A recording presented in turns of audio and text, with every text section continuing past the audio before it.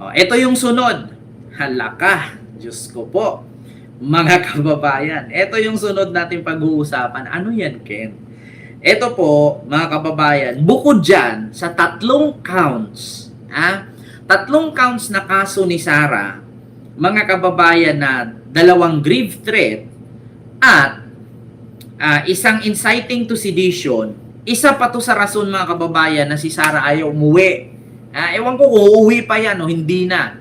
Bakit? Kasi, mga kababayan, kapag umuwi si Sara sa Pilipinas, isasalang siya ng NBI sa mental check-up. Mga kababayan, kapag umuwi si Sara ng Pilipinas, isasalang siya ng NBI sa mental check-up. Patay ka din na, nako. At saka, mga kababayan, pinadalhan na pala ito si Sara ng dokumento na para humarap siya at sumalang siya sa mental check-up. Hindi daw sumipot ang puta. Ito mga kababayan, ito. 3 counts of 3 counts of grave threat and 1 count of inciting to sedition. Ngayon, mga kababayan, pinadalhan na pala to ng Sabina si Sara para isasalang ng NBI sa mental check-up. Ang problema lang, mga kababayan, hindi nga daw sumipot ang gaga. Ayaw daw magpakita. Nako, ito po, mga kababayan, na pakinggan po natin na ito. Laka, patay ka din ha. Ayaw magpakita, mga kababayan, ni Sara. Ito po. Ito sa sa X, no, sa Twitter. Ito po. This threat, I'm asking, have you consulted a psychologist or a psychiatrist to evaluate this threat? I'm asking this. Ayan, mga kababayan, meron kasing isang congressman na nagtanong sa NBI na isinalang nyo na ba ito, si Sara, sa isang mental health check-up? Kasi itong mga sinasabi ni Sara ay hindi po ito normal para sa mga politician na may posisyon sa gobyerno na mga gani-ganitong binitawang salita. So, i-check nyo na ba ito? Isinalang nyo na ba ito? Mga kababayan, sabi nung isang kongresista, hindi ko alam kung anong pangalan nitong congressman na to mga kababayan. Ngayon, itinanong ng congressman, kaya magagalit mga DDS dito. Sabi pa naman ni Sara, hindi daw siya baliw. Pero bakit ayaw niyang sumipot? Pinadalhan na pala ng supina ito. Bakit ayaw niyang pumunta doon para isalang siya sa mental health check? Madam Chair, because it's very apparent that the Vice President has consistently displayed a violent behavior. That's all, Madam Chair. For the guidance of the members, the question is about the psychiatric issue of the Vice President, alleged against the Vice President. The NBI may answer. Well, una nga po, sinasabi namin it is an ongoing investigation. So sa tanong po ni Kagalang-Galang Biron, yan po ay kasama talaga. In fact, meron po kaming behavioral science department, mga professional psychologists who can assess the mental behavior of the Vice President. Lamang nga po, hindi po siya dumalo dun sa patawag ng NBI. Diba? Yun nga, mga kababayan. Ito nga ang sakit ni Sara ngayon. Ipinatawag na pala siya doon para sa kanyang mental health check-up. Ang problema, hindi nga dumalo. Bakit hindi siya sumipot? Para saan? Ayan na nga so natakot. So ibig sabihin, baliw siya. Ayaw lang malaman ng sambayanan na may something krong-krong siya. Nako, ayan na, Sara. Ipinatawag ka pala ng NBI kasi naitanong ito sa hearing, mga kababayan, ng isang kongresista na hindi ba ito isinalang ninyo? Hindi nyo ba siya ipina-check up? Wala bang nagsupina? Wala bang nagsumon kay Sara na ganito ang gawin? Kasi nga, hindi maganda ang pananalita niya. Parang may something down the road. Mga ganon-ganon. Kaya, Tama talaga. In fact, meron po kaming behavioral science department, mga professional psychologists who can assess the mental behavior of the Vice President. Lamang nga po, hindi po siya dumalo doon sa patawag ng NBI nung iniimbestigahan po itong threat. But until now po, we are processing it. Ang ginagawa po namin doon sa aming Behavioral Science Department, ibinabase namin doon sa mga video na nakikita namin. First, we authenticate the videos and titingnan po namin yung pattern. And I would like to go back to sa sinabi again ni Congresswoman De Lima na yung behavior, hindi lang po ni Vice President Sara Duterte, kundi yung behavior ng buong pamilya. Yes, ma'am. As a matter of fact, yung isa sa mga reason kung ba't nag-issue kami ng subpoena sa ating Vice Presidente, para ko ma-interview din siya ng aming mga eksperto, ng aming mga psychologists. But just for the record, dumating ba siya dun sa subpoena ninyo? Wala. Hindi po, ma'am. She did not appear. Ayan. Kita nyo mga kababayan, hindi sumipot si Lustay. Ipinasabina na pala ito para sa kanyang mental health check-up. Hindi sumipot. Bakit? Akala ko ba wala kang tinatago, hayop ka? Kaya dito mga kababayan, meron pang isa. Nag-react nga dito si Attorney Joel Chua o Congressman Joel Chua ng 3rd District ng Maynila, mga kababayan. Sabi nga ni Joel Chua, Congressman Joel Chua, merong isang congressman na itinanong ito kung bakit si Sara hindi sumipot. Ito si Joel Chua, pakinggan natin. Wait lang mga kababayan, lumabas kasi iba eh. Ito, Joel Chua, ito. Ang congressman na nagtanong sa NBI, pina-check nyo ba yung psychological nung ating vice president? Alam niyo sa totoo lang mga kababayan, kung mapatunayan si Sara may something itok-itok, diyan pa lang hindi na kailangan impeachment, tanggal na siya agad eh. Mahirap ang isang politician hahawak sa isang mataas na posisyon kung buang.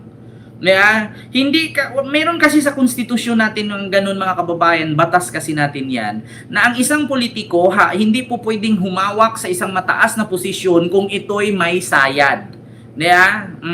Kaya niya tinanong niya kasi kung titignan ninyo yung pattern at yung history, may tendency naman talaga na maging violente. Nanununtok nga ang sheriff eh. So, kung makikita mo yung pattern, may kapasidad talaga na gumawa ng ganitong mga pagbabanta. Ito'y hindi lang ordinaryong banta. Ito'y matatawag po natin na talagang hindi po pwedeng baliwalay. At saka saan ninyo, ang pinagbabantaan dito, presidente. Oo. Ang congressman na nagtanong. Diba? Yun po yun mga kababayan, yung isang congressman daw na nagtanong. Yan yung nireaksyon na ni Joel Chua. Kasi sa totoo lang mga kababayan, kung ang inisyu ng mga DDS, si PBBM kailangan ng herb follicle test, kasi hindi daw po pwede maghawak ng isang posisyon ang isang presidente kung ito'y adik. Ang tanong ngayon, kung si Inday Sara ay hindi buang, bakit ayaw niya magpa-check up? Di ba meron din sa ating batas na bawal ang isang vice presidente humawak sa isang posisyon bilang vice presidente kung ito'y may sayad. Sabi nga ni Ramon Tulfo, itong si Sara Duterte may kapansanan sa pag-iisip. Sa madaling salita, abnormal yung utak. Laka, Diyos ko mga kababayan. Ano na? At saka mga kababayan, hindi na po tayo nagtaka kung may mga something sila sa utak. Kasi yung tatay niya, di ba, ano bang rason ng paghiwalay ni Elizabeth Shimerman at ni Digong? Di ba dahil sa merong mental disorder si Digong na mahilig siyang manakit ng saloobin pero wala siyang pakialam sa kanyang mga nabasto, sa kanyang mga nasigawan, sa kanyang mga namura. Wala siyang pake. Basta na isabi na niya yon, wala nang hingian ng sorry. Which is totoo yan mga kababayan. Hindi na po tayo nagtaka kung may sayad ba itong mga Duterte. Hindi na po tayo nagtaka. Bakit? Kasi yung tatay nila mismo, meron pong mental disorder. At isa din po yan sa rason ng pagiging anal ni Elizabeth Shimerman, na nanay ni Sara at ni Digong. Ito po baka sabihin ninyo, naku Kent, hindi po pwede yan. Fake news ka, gawa-gawa ka ng ganyan. Ito, Digong. May mental disorder. Hindi na po tayo nagtaka kung buang ang mga Duterte kasi buang din tatay nila. Batay sa psychological assessment kay Davao City Mayor Rodrigo Duterte noong taong 2000, na naging pasihan ng annulment ng pagsasama nila ng kanyang unang asawang si Elizabeth Zimmerman, hindi siya kadalasan nagsisisi sa kanyang mga nagkagawa. Ayon pa sa psychological assessment, mayroong narcissistic personality disorder o masyadong Putang ina, narcissistic personality disorder. O hindi na tayo magtaka kung bakit buang si Sara. Hindi naman po pwede nating ipa-DNA kung anak ba talaga ni Digong si Sara. Di ba? Kung ang high blood nga namamana ng anak or apo, ano pa ang psychological capacity? Namamana din nila. Di ba? Mga kababayan, hindi na tayo nagtaka kung ang high blood nga namamana, ang diabetic na mamana, ang cancer na mamana, ano pa? Itong narcissistic personality disorder ni Digong. Kaya sa totoo lang, mamanahin talaga nila yan. Bakit? Tamod ni Digong ang pumasok sa puki ni Elizabeth At ang bunga si Basti, si Pulong, si Sara Magtaka pa ba tayo? Di ba? May lahing buang talaga sila. tuon si Duterte sa kanyang sarili. At dahil umano dito ay nasasaktan at napapaliwala niya ang damdamin ng ibang tao maging ang kanilang karapatan. Base pa din sa assessment na kasama sa court records. Impulsive si Mayor Digong at hirap kontrolin ng kanyang emosyon. Hindi rin daw nakikita ni Duterte ang epekto ng kanyang mga ginagawa sa ibang tao. Sa huling bahagi ng assessment ng psychologist, sinabi na wala siyang sense of guilt o pagsisisi sa mga bagay na kanyang nagagawa. At sa diba? Walang sense of guilt si Digong sa mga bagay na kanyang nagagawa. Hindi siya mahilig manghingi ng sorry. Wala siyang pake sa mga sabihan niyang pangit ka, bukag bilat, o poke ng ina mo, wangwang ka, ganun-ganon. Wala siyang pake. Kasi ang tawag doon, narcissistic, no? Disorder. Psychological disorder ang tawag. So, ibig sabihin mga kababayan, buang nga talaga sila. So, dahil dyan, meron naman tayong ebidensya na ang tatay nila may something. So, hindi na talaga po pwede si Sara maging vice president. Dapat dyan pa lang sa kabaliwan ni Sara, tinanggal na siya.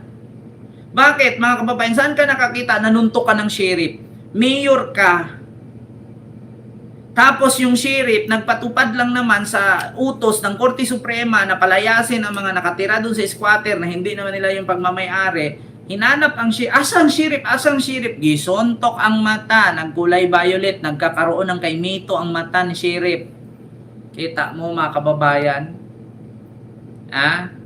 Di ba dapat ireklamo, dapat may mag-file ng case diyan sa about sa mental capacity ni Sara sa COMELEC, no? Dapat ipa-disqualified yan si Sara bilang vice president kasi may something sa mental niya May something sa mental. Si Pulong ganun din, nananaksak ng bugaw. 'Di ba? Nabigyan ng pukpok na may tulo, sinaksak yung bugaw patalikod. Lahat sila may something. Tapos si Basti mahilig magbanta. Ngayon ulo na naman ni PBBM ang habol. 'Di ba? Kita nyo yan. Sir Kent, bakit walang kamukha sa mga anak ni Digong? Bakit kaya siguro kapag may kamukha si Digong siguro ang pangit? Si Kitty, kamukha naman ni Digong. Bakit si Kitty maganda pa? Binago lang yung ilong pero pangit siya noon. 'Di ba? Kamukha naman niya si Kitty. Anak niya lahat, si Kitty, kamukha niya. Gumanda lang kasi nga, nagbago ang ilong. Pero noon, kung tutuusin ninyo, pangit man siya noon. Hindi ako ng lalaki, totoo yan. Bakit? Kung maganda siya, babaguhin ba niya yung hitsura niya? So, ibig sabihin, pangit siya, kaya niya binago. Real talk lang. Diba? Yun ang katotohanan. Kung maganda ka, hindi mo kailangan magpabago. Binabago mo, ibig sabihin, pangit ka. Ako nga, tanggap ko, pangit ako, kaya nga hindi ako nagpabago Diba? Mali ba? Hindi ba totoo? Kung maganda ka, dapat di mo pinaiba. Ba't mo pinaiba? Kasi pangit ka nga. Diba? Ganun yon mga kababayan, real talk lang. Masama, huwag kayo magalit sa akin. Nagsasabi lang ako ng totoo. Kasi kung maganda ka, hindi mo kailangan pabago yung mukha mo. So, ibig sabihin pinabago mo, ibig sabihin pangit ka. Real talk. Diba? So, yun lang, mga kababayan. Diba? Sabi ko sa inyo si Sara Duterte, ayaw sumipot sa isang mental health check-up. Bakit kaya? Natatakot si Sara na malaman? Natatakot si Sara na mahuli siya na may sayad siya kaya matanggal siya bilang Vice President? Isabi pa naman ni Sara, akin na to forever. Wala akong pakialam kung masira kung man kayo, sisiraan ko kayo. Basta akin na to forever. Hehehe. Hindi ako mag-resign. Akin na to forever. Diba?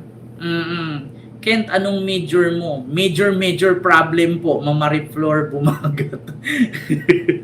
major problem. Hindi, dati kasi mga kababayan, actually, 3 yung kinukuha ko. Nag-midwife ako, nag-masscom, nag-midwife, at nag-world history about sa tawag dito, kasaysayan ng Pilipinas. Walang pera, kaya major problem. Hindi kasi ang clever. Kaya naging major problem. Pero it's okay naman. Hindi ko na kailangan mag-aral mga kababayan. Bakit? Dito pa lang sa social media, matuto ka na eh. Basta idaan mo lang bawat bagay na makikita mo, gawin mong inspiration. Hindi po pwedeng nakita mo tumuwad ay tutuwad ka rin. Hindi po ganun.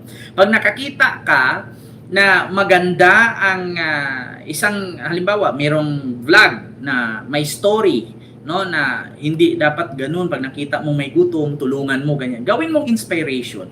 Actually, mga kababayan, gusto kong tumulong doon sa isang bata na alam mo yung malaki yung bunganga niya na kumain siya ng spaghetti.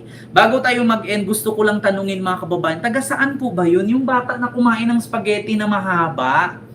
Tapos, ang laki na ng tumor niya dito. Gusto kong tumulong sa kanya. Gusto kong tumulong talaga. Hindi ko lang alam kung saan siya. Kung malapit lang siya dito sa amin, gusto ko siyang puntahan.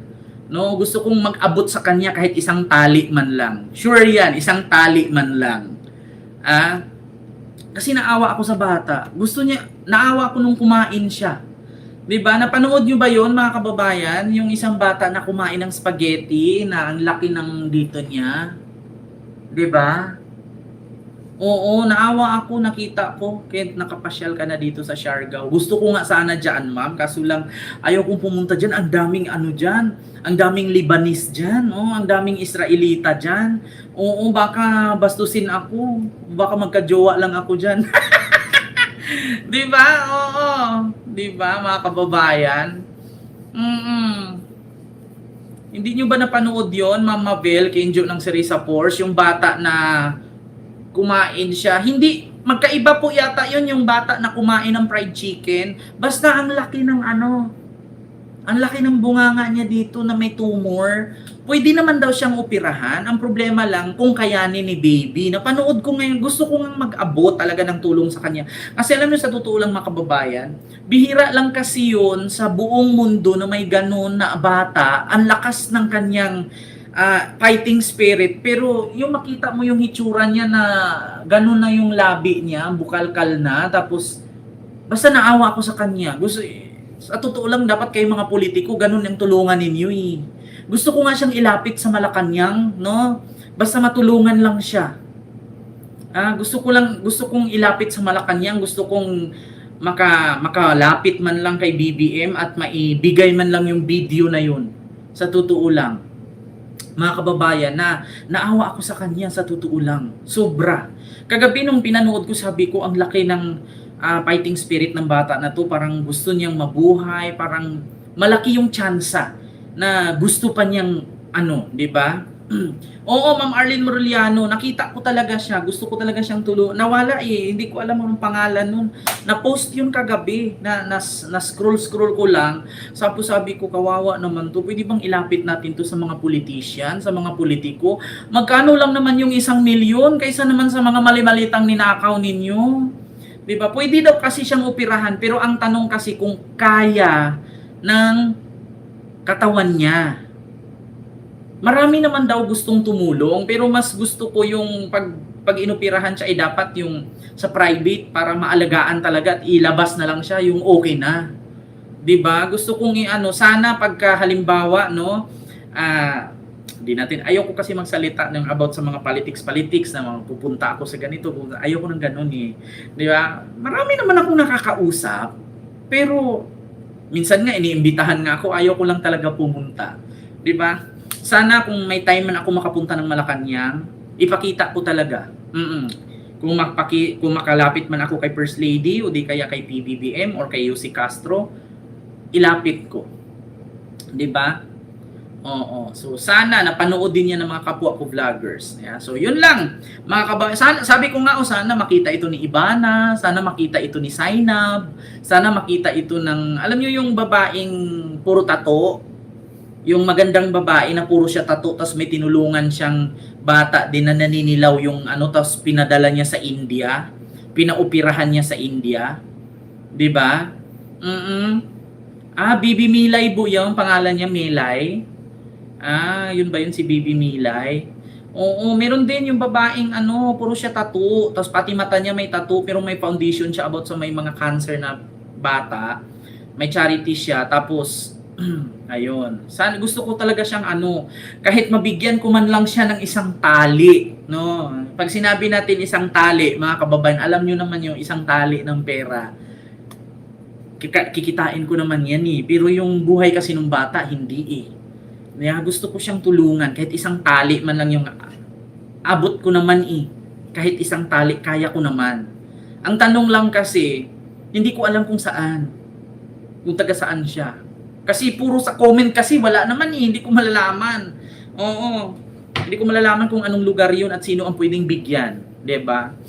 So yun lang mga kababayan. Maraming salamat po, no, sa inyong lahat.